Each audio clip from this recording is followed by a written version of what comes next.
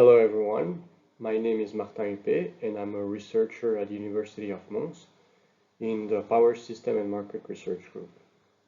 Today I would like to present a definition of communities, energy communities. It's a definition that I adopted for my work in my PhD thesis, so I'll give you an insight on it.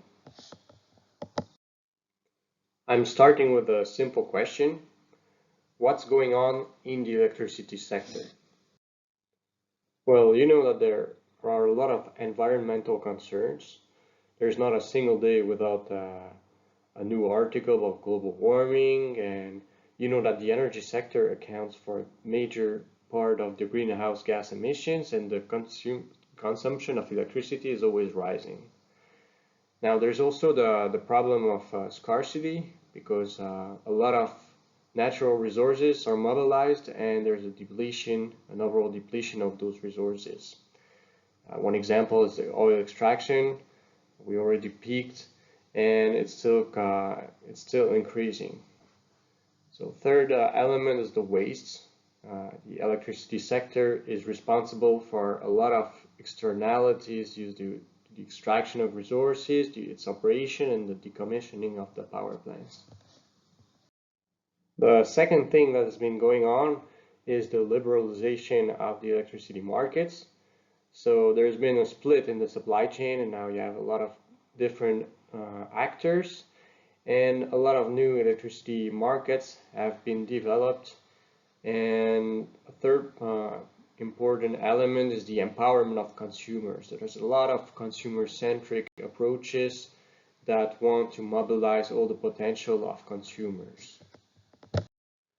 And finally, and not least, there's been also the development of all the distributed energy resources, so that is all the distributed generation such as roof, solar PV, storage systems, etc.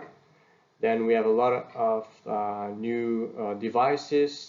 There's electrification of some transport appliances and heating devices, so for instance the electric cars, heat pumps, etc. And there's obviously the digitalization through the Internet of Things, the blockchain, peer-to-peer, all those new technologies they also have a lot of potential for the electricity sector. So all in all, we're just witnessing a new energy transition. So what? Well, it seems quite inevitable for the sector to face the environmental challenges.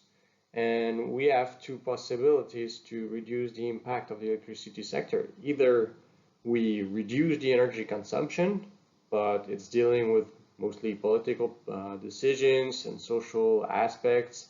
It's way beyond the framework of the engineering. And so the second possibility is to optimize the impact. So that's something engineers are good at. Now, what's the impact? Well, impact is the consumption of resources, so all the energy resources, but also the minerals, ores, metals, and the pollution, so the greenhouse gas emissions and all the wastes. Second question is, what do we optimize? Well, optimizing the impact is quite complicated. There's way too many objectives possible, and well, a good solution is to use a common denominator or signal. So a very useful and common signal that is familiar to all is cost.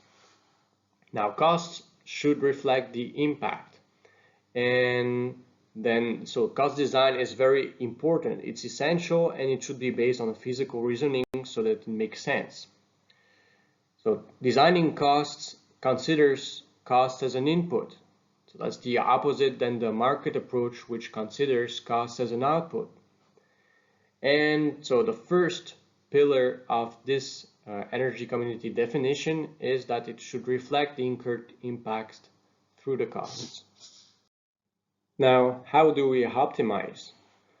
Well, we're going to make a first assumption that we adopt here. We want to leverage the flexibility on the demand side. Now, we identify two levers of action. One is the coordination of the prosumers. So we can use one of the demand response programs, and one of them is the energy consumption scheduling.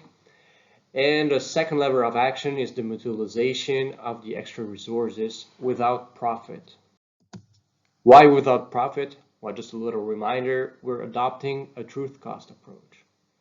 So the second pillar of the energy community definition is to mutualize the efforts and coordinate. Next question, who should optimize? Well, you know that we need some proactivity of the consumers, the so-called prosumers, because we want them to consent some flexibility. Problem is that the consumers, they will naturally just look at their bill. They want to have it as small as possible. So if we want to raise engagement, so that is the mobilization of their flexibility, we need to have fairness. Problem is that fairness has so many definitions. And in this work, we just assume that we want no discrimination based on the network location.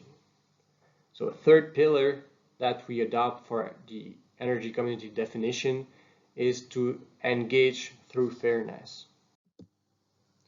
So if we wrap up all these elements of the scenarios, so we talked about the pillar that reflects the incurred impact through the cost, because we want to minimize something that makes sense. Second thing is that we want to mutualize the efforts and coordinate. It's to provide more optimization possibilities. And finally, we want to engage through fairness. It's just to ensure the participation of actors. So this definition of community is quite different than the widespread one. So widespread definition would be something like a local market that is formed by prosumers that share the same opinion, an interest, or objective. So for instance, trading some green energy. Now this work's definition would be rather a physically coherent entity of proactive end users enabling efficient coordination and mutualization to minimize the impact in a fair manner. So it's a very long sentence, but basically it's just everything that I just mentioned before.